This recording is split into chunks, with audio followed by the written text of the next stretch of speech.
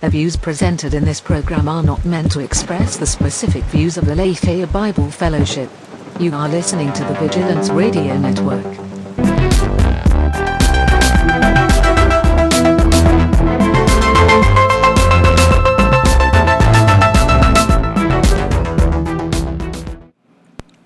Hello everyone. Jasmine, it might be a little loud, FYI, but hello everyone. We're not redlining.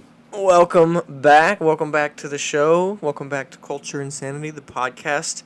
So I think we made a little boo-boo last time. This, I believe, is episode number 12.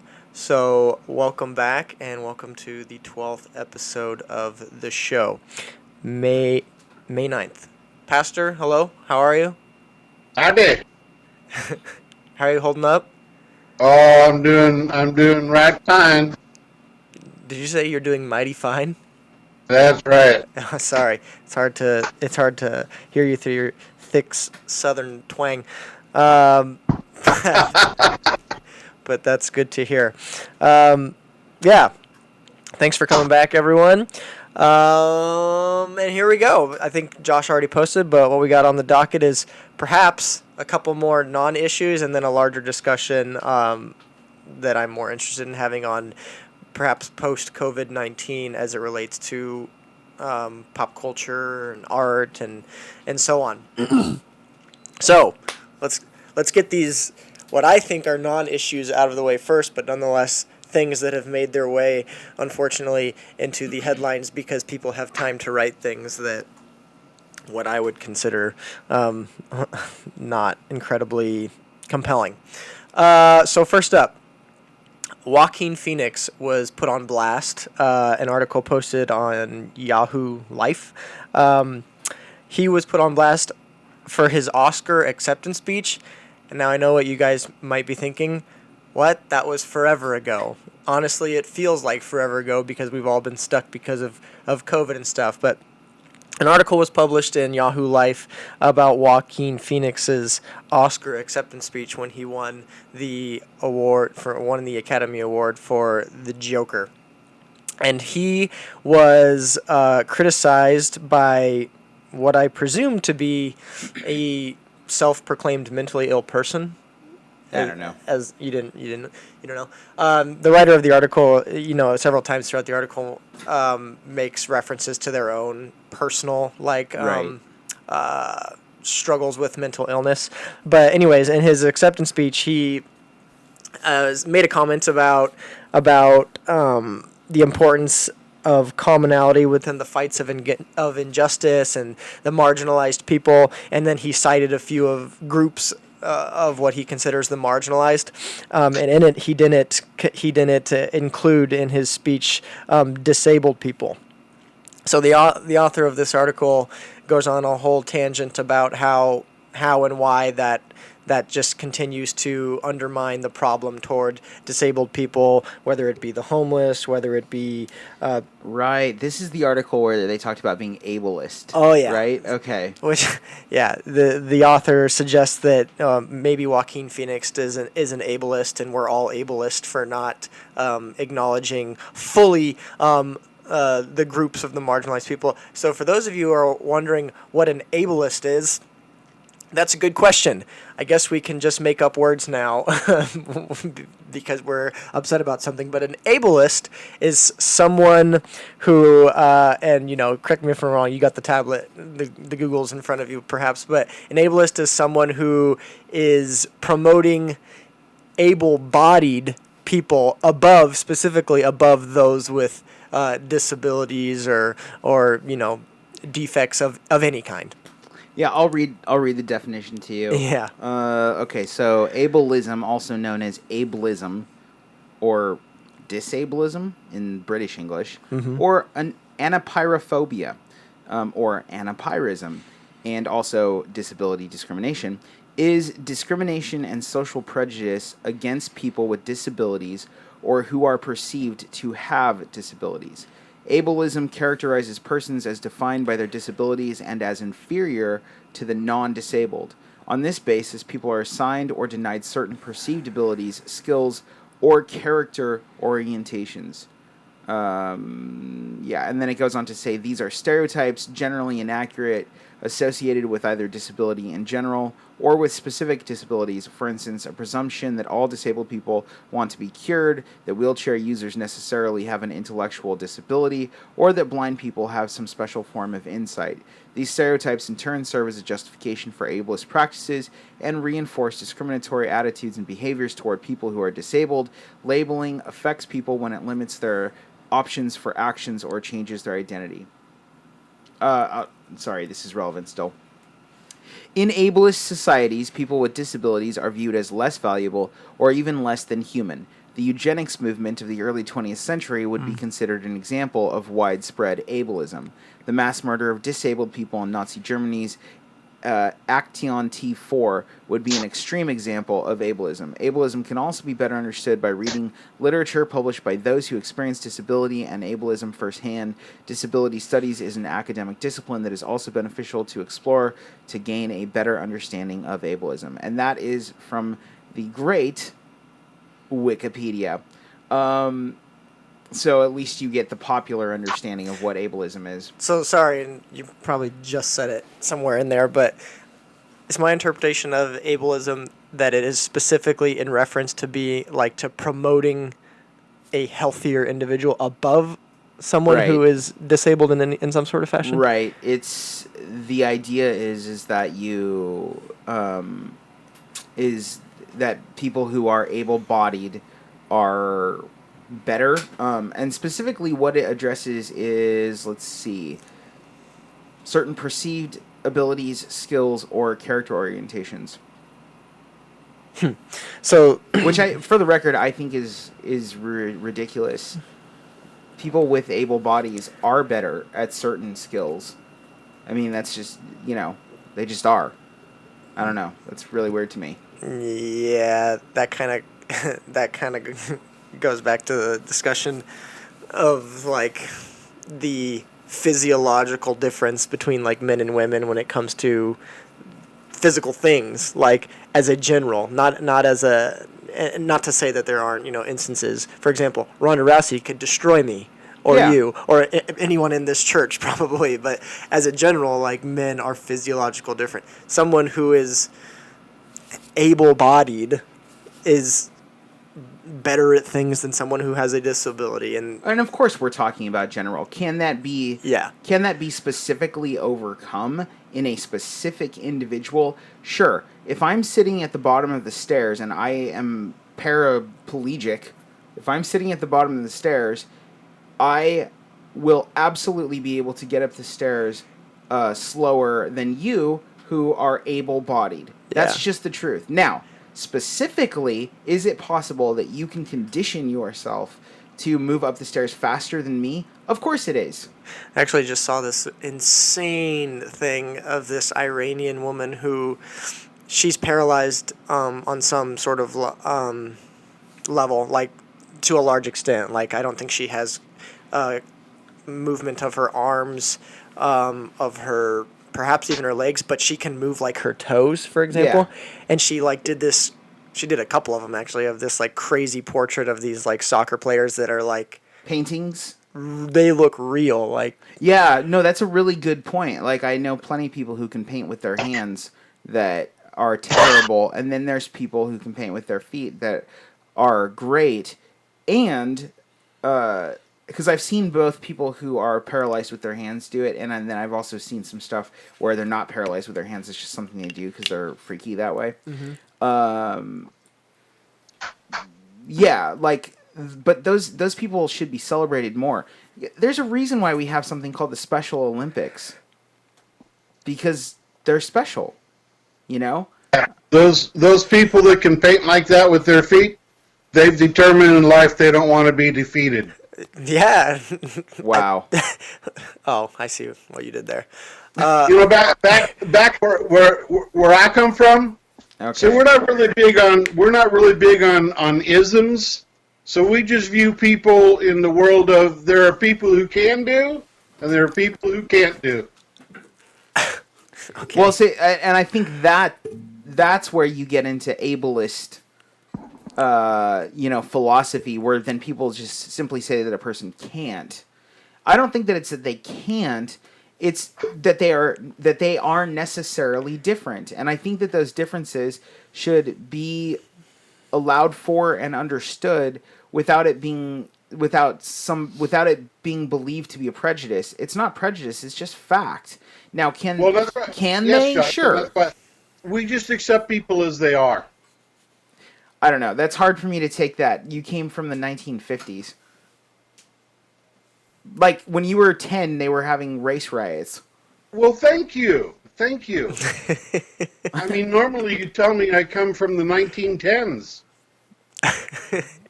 Okay. Anyways, so her concluding thing says, and just to get back to the article and what we think about where this person is coming from, is we're dying because of ableism's influence on employers, insurance companies, and even the government. Our rights need just as much as attention as any of the marginalized groups you mentioned in your acceptance speech, especially when it is an ableism-based story that gets you an award. Ableism is everywhere in Joker, and I ask that you remember the disability community for this reason. My main, like, on the surface critique of this person who is offended, I guess, at the lack of acknowledgement, is that platform that those actors and producers and directors get during that time is notoriously cutting them short on their speeches and stuff. So to hold that against them it's a bit unfair. When he was heading in the direction and trying to give credence to what he thinks are, injustices and marginalized people and stuff like that, because that show, the Academy Awards, regularly, plays people off the stage with their music to, fit into a time frame and stuff. So it's a bit harsh. Well, he's been outspoken before on numerous occasions about what how he felt the Joker movie could, could help people with mental. Well, I guess apparently to this person, these mental issues are disabilities. And should be in line with like actual disabilities. The thing you got to remember is that the idea of a disability changes over time. When we're dealing with mental, the DSM changes. That's why we've got multiple versions of it. So this concept that a mental disability is static and is the same thing as somebody who's deaf or somebody who's blind or somebody whose body you can tell is working a certain way. That's a pretty static definition. It's not hard to understand that somebody, again, with no legs is disabled. But somebody who has a mental disability, where that concept is constantly shifting in our understanding. And so, first of all, I think Joaquin Phoenix and Todd Phillips, the director, have stated multiple times that they want people to be sympathetic and treat people better. This just isn't the platform, so I agree with you. But then on top of it, I don't think that bandwagoning your cause onto this being a disabled thing versus a non-disabled thing, or an able thing, is a fair way of looking at it. And I would challenge it personally from a Christian perspective. I don't know that you can talk about mental disability except for in very extreme cases. I don't know that you can just accept the DSM's idea of what is the DSM? So the DSM is forgive me, I can't remember the exact acronym, sorry. I was anachronism versus acronym. Is it just like, if you will, the governing body or the organization or something? No, I'll look up the actual term, but basically the DSM is the guidebook for what they view as a mental disability, basically. So it looks like maybe we're on DSM-5. There it is. The Diagnostic and Statistical Manual of Mental Disorders. Gotcha. So, and that's the thing, like disorder versus disability. I just, I, as a Christian counselor in particular, I take grave concern with somebody labeling their disorder as a disability. A disorder being something that isn't working properly, that can be cured in a lot of cases, whereas disabled meaning you literally like don't have that part or it's broken and cannot work.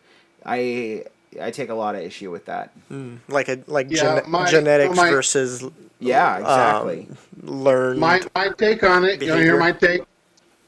Yeah. You know, I thought that Joaquin Phoenix was over the top, and that wasn't the platform for him. You mean in his speech? Yeah. Okay. Yeah. I get tired of that nonsense. You know, you're an actor. You're being recognized for your acting. Okay, I'm okay with that. I'm not okay with, ranting on about, a particular issue. So, okay, that's fine. That's what they do.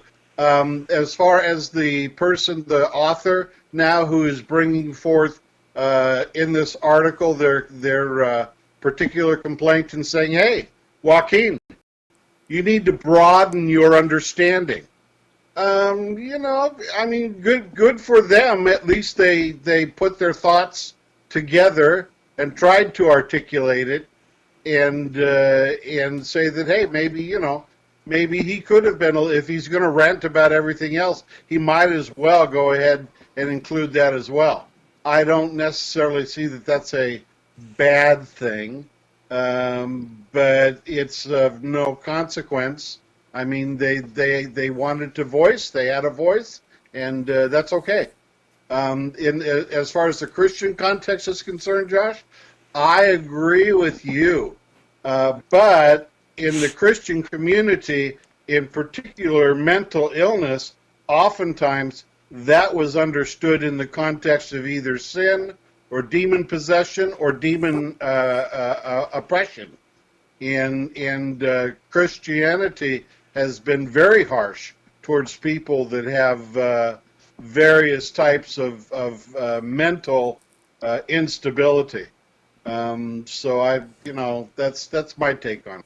I mean, listen, from a standpoint of understanding disabilities, I live with people who have disabilities.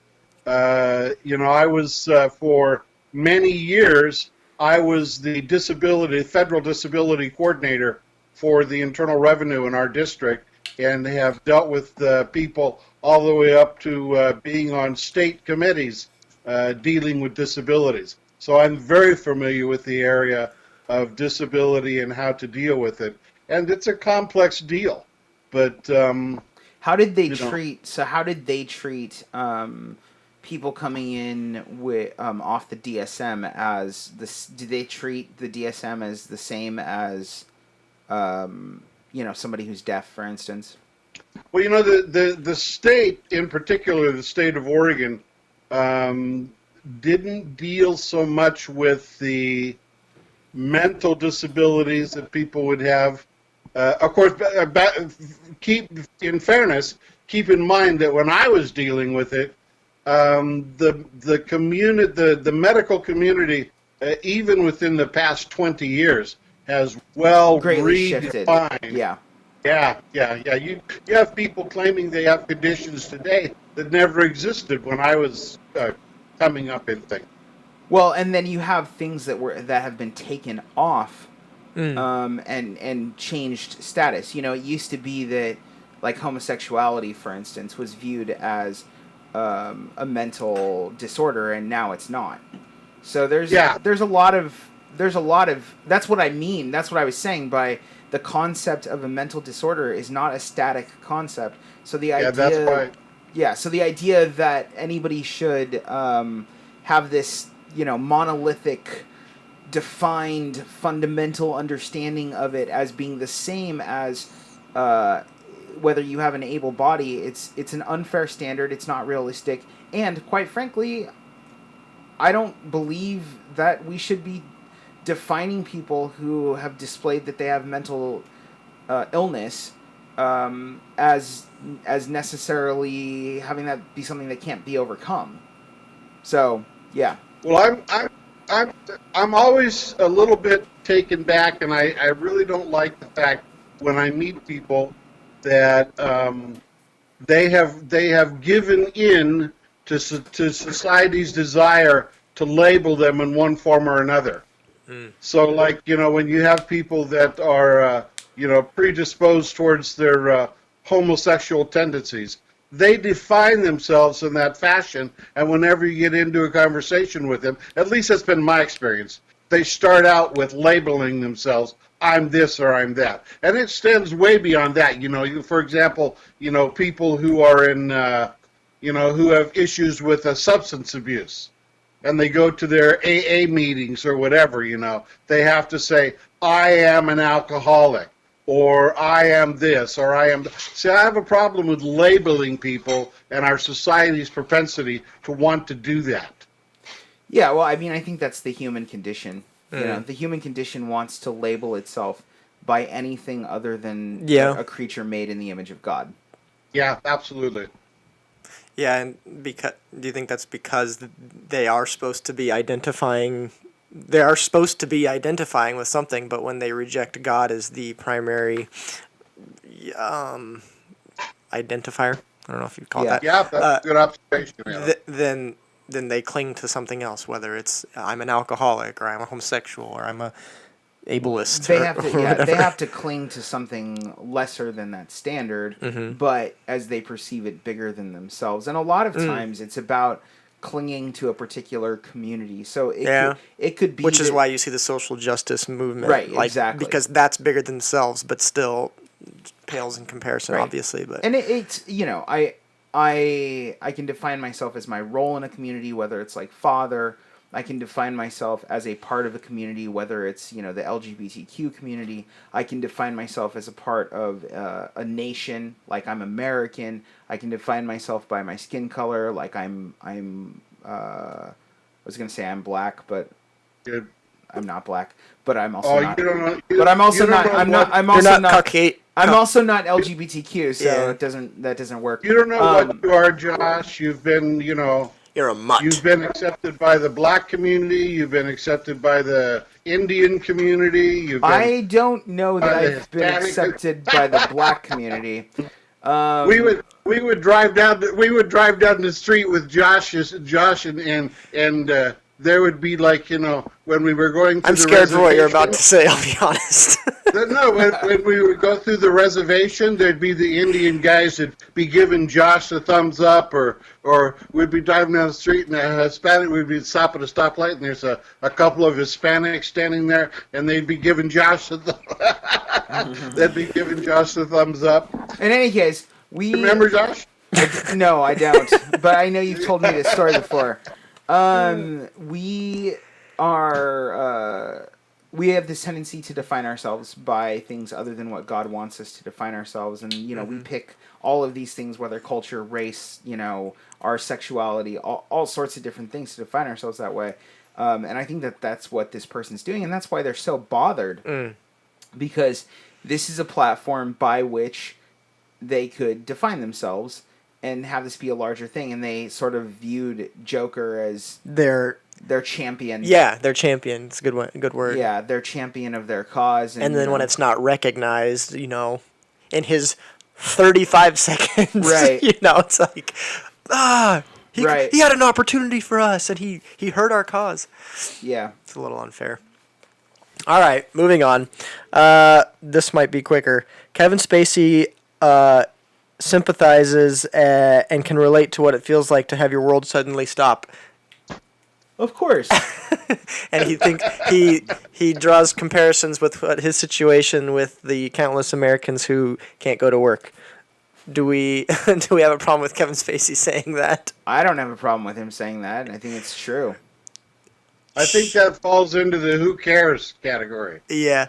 Maybe he can appreciate, that, but... Are people offended by him saying that? Oh, yeah. Because of the way in which he created his it was his own it was his own doing versus you have now this thing imposed on you, which look, just because it was his own doing doesn't mean that he shouldn't be able to understand the effects. I mean, that's what he's saying. the effect of not being able to go to work, and the effect of having your world turned upside down.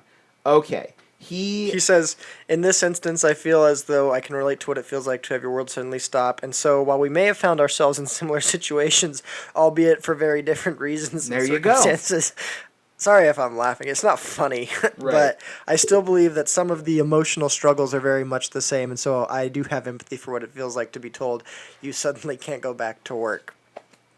I wonder the context of that. Like, what sort of interview was happening where he said that?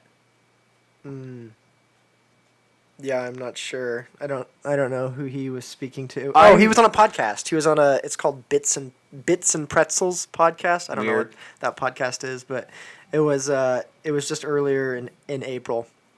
I am certainly not offended by Kevin Spacey saying that he can relate and that he's a person.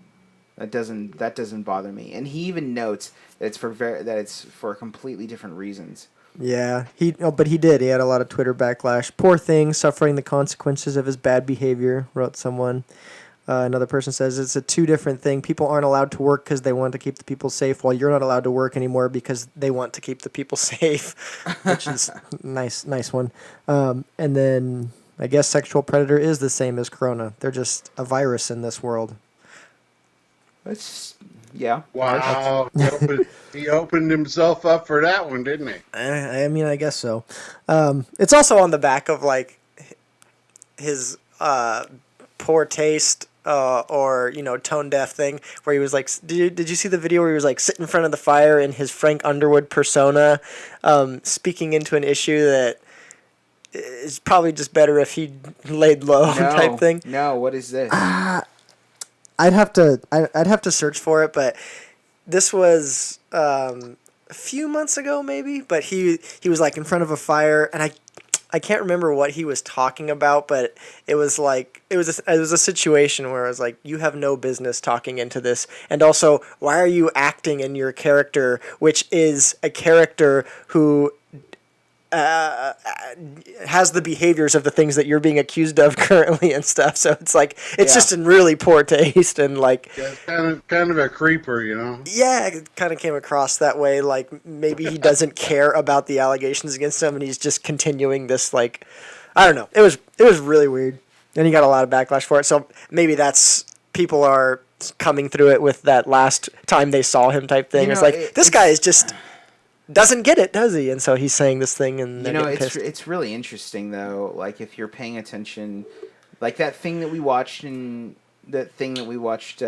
is it, Out of Shadows, or even the new Ryan Murphy show on Hollywood on Netflix. Like no bueno. If those things are to be believed, and I think they are to some degree, if those things are to be believed, like it's not. Personally, it's not hard for me to think that Kevin Spacey doesn't think that he is any different than other people, other than the fact that he's been exposed. Like you're saying, like there's a reality in which Kevin Spacey's like, what did I do wrong? Like this is what people do. Like this is what I've come to know. Do. When I came into this industry, this was status quo, and now why am I being blamed for it? And this still is status quo. It's just. I've been found out. I've been turned into a scapegoat, but it's still happening. Yeah, and it could be that the reason why some of the people are calling him out is because really what he's saying when he makes his statement is kind of like, "Whoa, welcome to my world." Yeah, perhaps. Yeah. For the record, we're not justifying or supporting like that lifestyle. For those of you that don't know, that Hollywood show, which I watched 3 episodes of it. Can't say I recommend it, but I did just to see what it was. It's all about like the dark side and the underside of Hollywood in the 50s, I think it is. The 50s and 60s. I think it's 50s. Josh? Yeah, it's the golden age, yeah. Yeah, and there's all sorts of immorality going on in that show. So yeah. So this is a good point for you to point out to your listeners that they always need to keep you and Josh and people like they need to keep people like us in prayer, because we oftentimes have to subject ourselves to things for their benefit. Do you remember a movie called Heritage? Do you remember that with Toni Collette? Was it Heritage? No. Family? Gosh. Heritage? Legacy? I thought it started with a C. I thought it was Heritage. It's the one with the girl that does the clicking thing. Yes, the clicking thing. Heritage. I swear it was called Heritage. Anyway. Yes, I'll find the title. You keep going. Yeah, so I was just going to say, like, sometimes Adam and I will watch things and be like, why are we watching this? Yep. Because we're trying to, like, keep our eyes on the pulse of it. Hereditary. I was close. You were Heritage, close. Hereditary. You were close. But, yeah, long and short of it. Or be like, we should probably go see that, huh? Yeah, we should probably go see that. That's why we watched that terrible movie the other night for our first watch party where we watched that. Oh, gosh, The Roommate. Movie. It was terrible. It was terrible. But it was trending, number one. Yeah, Why it was trending? I don't know. Yeah, I was watching that show with my wife, and we got to episode 3, and we were like, yeah, I mean, I've had enough. I get it. I'm done. My point being just pray for us for protection because we have to subject ourselves to a lot of that nonsense. Yeah, I would suggest you don't watch Hereditary if you have a sensitive soul.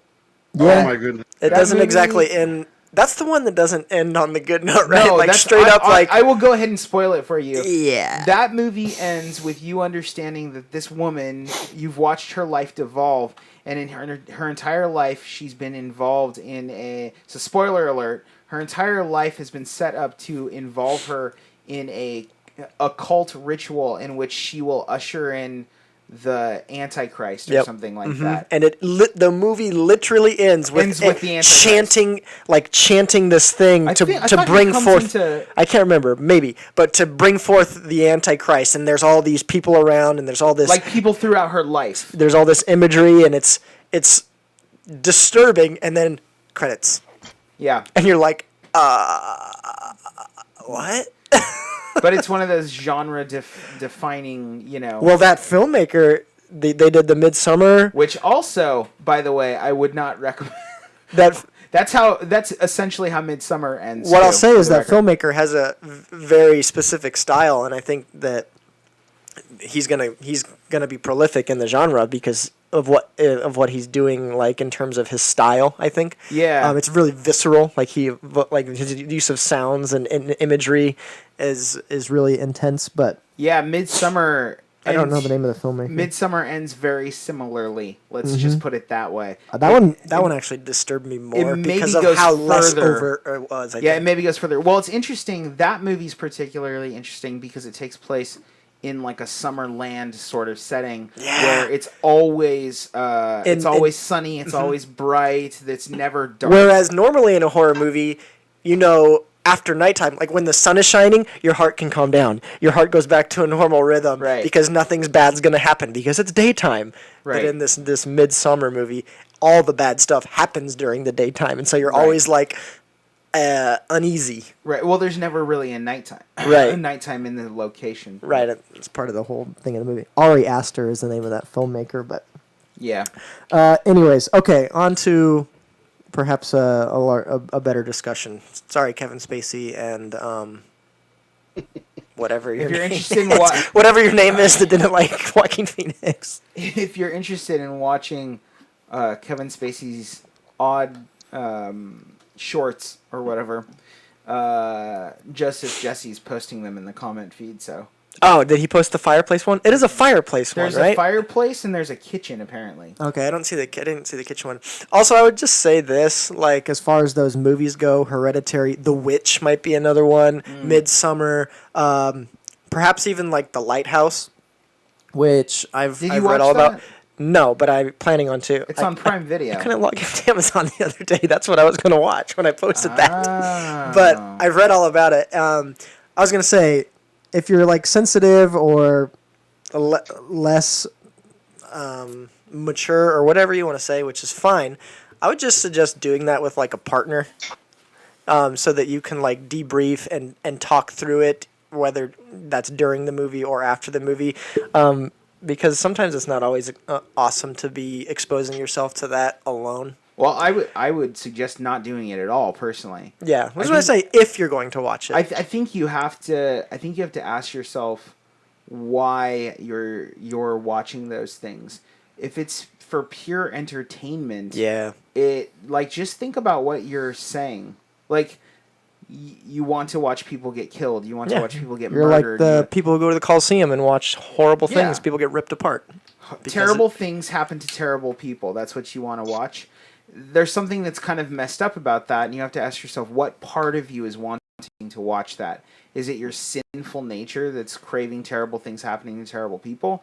And if so, then you should distance yourself from that. That being said, if you are, maybe a little more philosophical, and you're looking for the image of God to prevail in those things, I think that that's possible too. There are things to learn, and some of my favorite movies are horror movies where you can see because the contrast is so heavy, you can see the difference between the good and the evil, which is why I really like the horror genre. Has certain elements in it, specifically the ones that really stand out are the ones where you have protagonists, and oftentimes the horror genre, especially since the 1980s, has flipped so that the protagonist is the antagonist. So you have Nightmare on Elm Street, where it's Freddy Krueger, or Jason Voorhees, or Mike Myers, or whatever. Or sorry, Michael Myers. Michael Myers. My bad. But the really interesting ones, the ones that I think really gain a cult, not a cult, but a cult following, are like the Evil Dead series, for instance, where you have a standout main character who's fighting the evil and they're the good guy, So you have Ash, you have Sidney Prescott from the Scream series. I guess you do have, off and on, you have Michael Myers' sister, or you have like Nancy in Nightmare on Elm Street. In any case, where you see good and evil playing against each other, then it goes more into the realm of like the Grimm fairy tales. Like, you go back and you check out the fairy tales, those old fairy tales, that's one I missed, by the way. I didn't ever see that Hansel and Gretel movie. Oh yeah, I wanted to see that. Gretel and Hansel. Well, yeah, I mean, we should watch that. So you're talking specifically, Josh, about fairy tales that have not been Disneyized, I would say. Right, that haven't had the Disney treatment. Or go back and look at the ones that have, and look at their origins, and you'll find that most of them are morality plays that are actually really dark in nature. Yes. They're meant to teach people to stay away from bad things. Mm-hmm. Right, and I would agree with you 100% that those individuals, if you're a disciple of Christ, you have, by and large, you have no business watching those really dark type of media experiences, because you're delving into an area where scripturally you're not supposed to. You're supposed to keep your mind pure and focused upon where God would have you to be, not the weird darkness that exists in the world. Yeah. Well, go back to Philippians chapter 4, and it talks about, the peace of God that surpasses all understanding is predicated upon praying with God at all times, thanking Him for the good things, and then focusing your mind on the things that are good, right? The things that are pure, the things that are lovely. Well, if you're a person who spends your whole day understanding the dark things, then maybe watching good overcome evil is something that's really helpful, So, like, say if you're a cop or something like that, and it's like you're constantly around dark things, then seeing the outworking of those things, where good is overcoming evil, could be really helpful for you. But if you're not a person who is that, why would you inundate yourself with that, except for educational purposes? Yeah. And I think it's really important for educational purposes, for like a show like this, that we stay up to date on the pulse of what society is consuming. We were talking about it Was it last episode? Just the author of the article talking about binge watching things on Netflix. Do it with your mind on. Do it with your mind off. Experiment with yourself. See how it makes you feel. Blah blah blah blah. Like no. Yeah, that's don't watch Hollywood, which, like I said, is filled with all the immorality under the sun to describe how it was back then. Don't just do that for no reason. Not only that, not only do we get into what we just discussed with the purity that the believer is supposed to have with. Quite frankly, when you watch how they do things on Hollywood and you know what the truth of reality is, you can't believe what you see in these movies because they always distort it one way or another. I love the fact, an example would be, and I know I'm dating myself, but the old series Voyage to the Bottom of the Sea.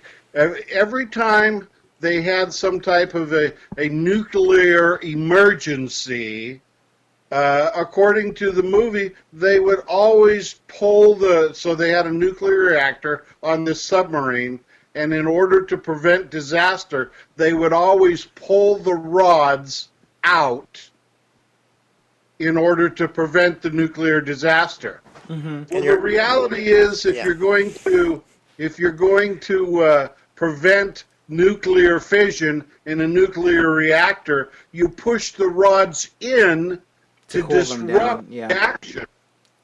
And I could just give you example of things that the media presents in movies and commercials and what have you, which are the exact opposite of reality. And it is kind of, you are dating yourself, and it is kind of a weird reference, but I'll tell you why.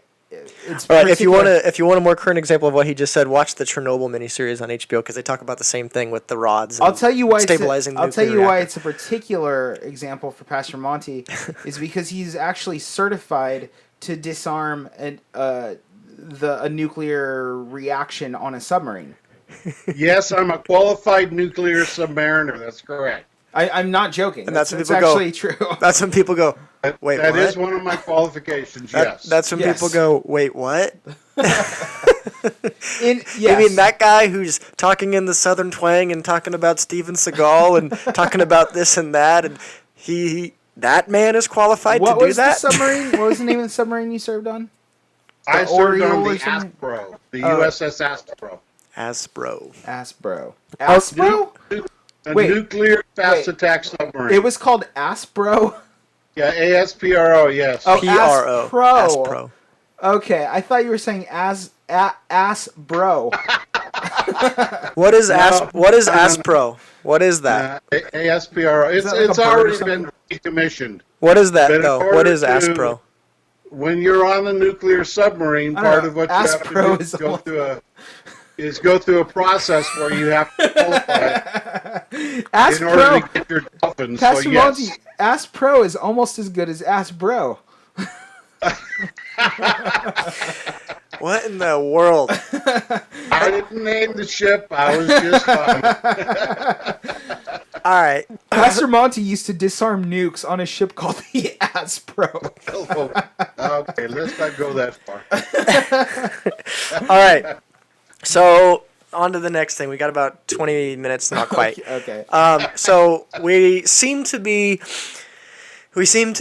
easing our way into or out of into life as we knew it versus, like out of COVID-19, depending on how you look at it. There's all sorts of talk right now about May 15th this and a phase 1. In Oregon. Yeah, and a phase 1 of reopening things and so on and so forth in terms of getting back to life as we knew it since before COVID-19. Right. But the discussion I want to have is just in terms of how we will remember this time in like the arts and culture. So I think just earlier this week, Justin Bieber and Ariana Grande posted a giants of philosophical thought. We have 20 minutes. New song or music video, and talking about love during COVID-19 times and so on and so forth. Okay. There's this artist who has a gallery called Gallery on Pause. And she's just receiving submissions for people to be, creative and put their art out there to express themselves during like a, very specific time in right. in history and stuff. And just in terms of like understanding the zeitgeist of our time during the corona and stuff, like, do you guys think that there'll be like long, like how do you think, man, what is my question even? What will be the lasting impact in terms of the culture once we go back to normal? Do you think that there will be like a major shift in things? I guess maybe an example is a good way to get across what I'm trying to say. Post the recession, for example, brought forth like Shark Tank and like creativity and like entrepreneurship and stuff. I think Shark Tank, like the recession was in 2008, obviously, and Shark Tank debuted in like 2009 or not even a year after. Yeah, it's on after season the recession 11 stuff. right now. Yeah, it's actually been a long time. So that's an example. Post 9/11, for example, there was a massive shift in like patriotism and things of that nature, and how we understood our roles and the way we interact as Americans and stuff like that. How do you think that the coronavirus time in our history will shift things as we seem to be getting back to here's where we get a to return. Here's where we get to predict flying cars. Yeah, hoverboards. I think that we're going to have a unique marriage between social distancing and talk to the hand. And what? Talk to the hand? Like, do you think that there will be a collection of art, whether it be like live art or art like paintings and stuff like that, to where people will look back on this time in history and be like, I see, they were going through this thing at this time and it shaped the way they thought about things and it drastically altered this thing or that thing or so on? Yeah, I think, especially with where art is concerned, I can tell you from my particular place as an artist, since we started this, since we couldn't have church services with everybody, so that it's been almost 2 months, I think. Yeah. Or maybe over 2 months now. Yeah. It's been about a month and a half so far. I've released a new song every single week. And when I say released, I don't mean like I had it like sitting in my vault of songs. I mean, I wrote a new song every week and played it for the church. My playlist, like, you can go to my music, my YouTube for my musician account or whatever. You can go there. Bandcamp? Well, not on Bandcamp. I haven't released it on on Bandcamp there? because I'm waiting. I'm waiting to release it on Bandcamp. But I've bootlegged our Sunday services, and I have a playlist of all my original music, going back to the beginning on YouTube. Like, if you look me up as an artist, you can see I have like videos, going all the way back to the beginning, and there's new music. And I assume that that's going to be the case for everybody. I assume, like, the thing on my mind in regard to that is, what do I name an album coming out of this time? Because I'll bet you everybody will be creating albums or I had an article that's on the thread on our chat also. Speaking of album names and stuff, there's a whole thing right now in terms of women, specifically women musicians, post Me Too and expressing themselves and emoting in that way. And I think Fiona Apple just released an album. Yes. The album is either called this or the song is called this. It's on my list. I want to listen to it. Something about Fetch the Bolt Cutters or something like that. I love Fiona Apple. In reference to, being whatever, shackled by whatever sort of trauma maybe she had before. Right. But yeah, sort of to your point, I guess. Sorry. Yeah, no, I imagine that will be the case. I know that so our church has a large sort of undercurrent of music. There's a large music culture, and I know that there's people like one of our like sister bands in the church, Inchoate, is working on music right now. So I have my own music project. I've got my music project with producer Jasmine called The Theory of, and we're working on music heavily. Like, I know that people are being creative, even if they're separated from each other, they're being creative. And that's just within our group. What I assume will happen is that there will be an explosion of collaboration.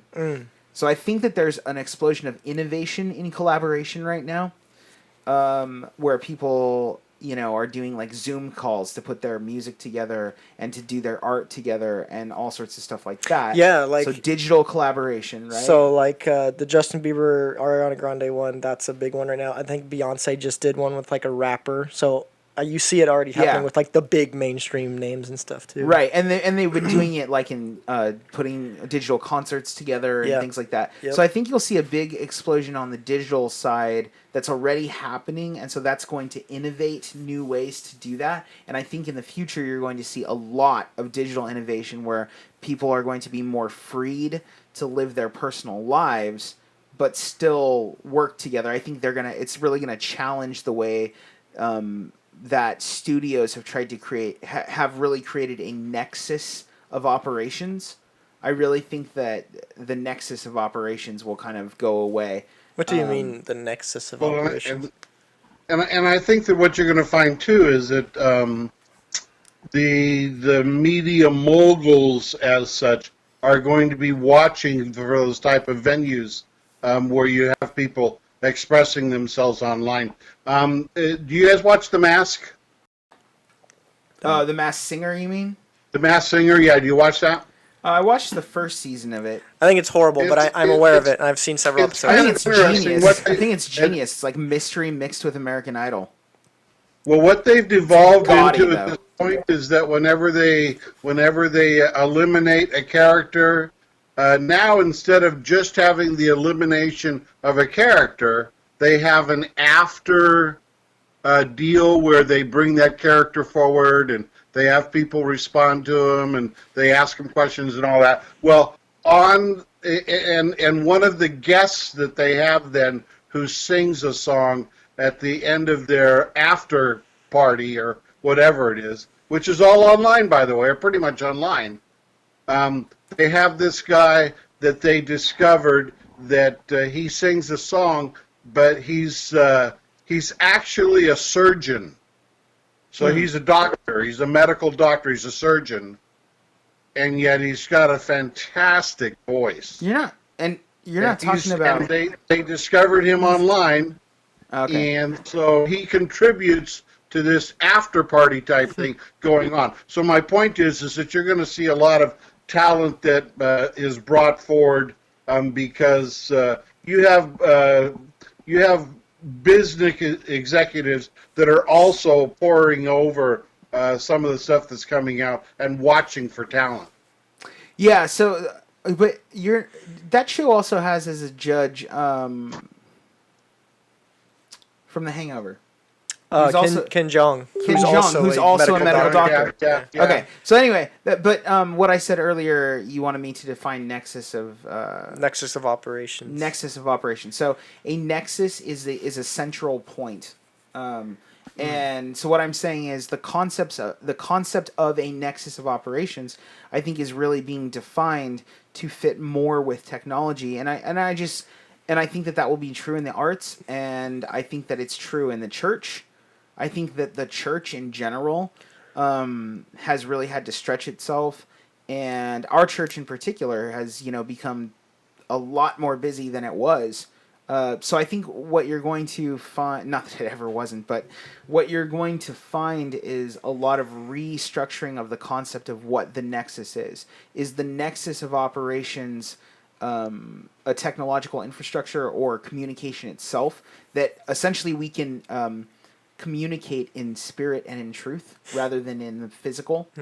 I think that's a real possibility, and I think that will extend itself out to the arts, and is extending itself out to the arts, and I think that you're going to see a lot of craving for more programming done from people's houses, and I think we're gonna be moving away from the super high production, like big production companies of things. I was just reading an article the other day about the downfall of single cam docu-style series. Like The Office, or to a lesser degree Parks and Rec, or Modern Family. Like it was basically saying that style of camera work was basically trying to steal or ride on the zeitgeist of shows like Survivor, which came off of the crisis of the writer's strike that like basically caused television networks to go for low funded live television where they didn't have to pay stars and so on and so forth, and it cost them like nothing to make, right? And so then then networks started to produce shows that were, that way, that emulated that style, but then that's kind of gone the wayside now, and they're waiting for the next big thing. And it wouldn't surprise me if you had, a show, for instance, that featured what you're talking about, Pastor Monty, where it was a show, think Star Search, but that was done with like YouTubers, where you call into people's homes and they like become famous, through Zoom calls. Yeah. Like that wouldn't surprise me at all. So I wonder if there's going to be like a section in one of the Smithsonian's or something. Like, here's what the coronavirus produced in American history in terms of the art and the this and the that. If you ever get a chance to check out the Smithsonian and its museum on anything, honestly, it's real crazy. Yeah, and don't do it, and don't give yourself a day to do that either. Right, we did that. There's a Batmobile there, guys. There's a Batmobile. They currently have what, 8 museums or something like that? Yeah, you need like a solid week just to do the museums in DC. Yeah. When we were there, we could only take in 3 of them. Yeah. When we were there, we took in as much as we could with 4 hours. So apparently John says it gives people a glimpse into celebrity life, exclusive access. We get to see inside their homes like MTV Cribs, but also then adding a talent element. Actually, one of the articles that I had, which I had found out, was a dated article, several years old, 3 or 4 years old, had to do with super fandom and social media and stuff.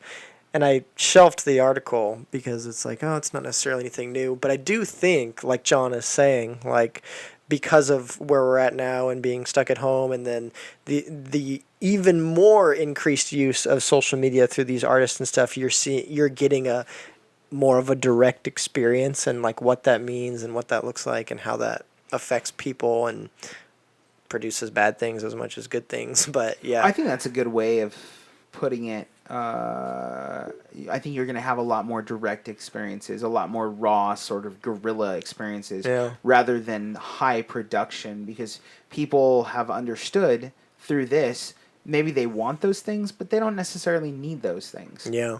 So I'm looking for a good artistic explosion. My only caution is just that art informs and it inspires, right? But art basically emulates too. Now this process has sort of solidified. Yeah, Heidi says less makeup and stylists spruced up stars. Yeah, that's what we're talking about. This process and technology has sort of gelled that all to be one big ball, where it used to take time for art to emulate life and then inform future life and so on and so forth. Now it kind of happens immediately. Yeah. But what are you informing and what are you emulating? This is the other thing that I just want to say. Like, there's a reason why I don't watch Keeping Up with the Kardashians. No offense. I think you're going to have you're going to have an explosion of worse art. Yeah. Art that's just bad. But put into the mainstream. Yeah. I mean, we've had that, people have... YouTube is essentially the public access.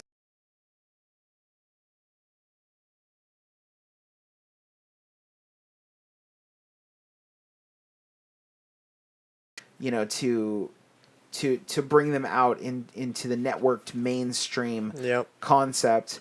And I think there's a lot of people who viewed YouTubing, like, did you know that YouTubing or being a YouTuber is like the number one thing that young people want to become these days. Yes, I did. Heard him talk about it. Crazy. And I think that you're going to have a lot of people who think that is more attainable now. You know, it's going to be much more attainable now than it was before. But what are you emulating, and what are you putting out there? I think we're going to have a lot of bad content because, quite frankly, you know, without the polish, culture is pretty ugly. Without the makeup. Yeah, without the makeup and the beer goggles. Yeah. All right, guys. Well, that led us perfectly at 10 o'clock, so I think we're going to end there. It's a good place to end. So, thank you. Thanks, Pastor, for tuning in. Thanks for y'all that are on our stream right now, and we'll listen in the future, and we'll see you guys in a week, I guess. Adios.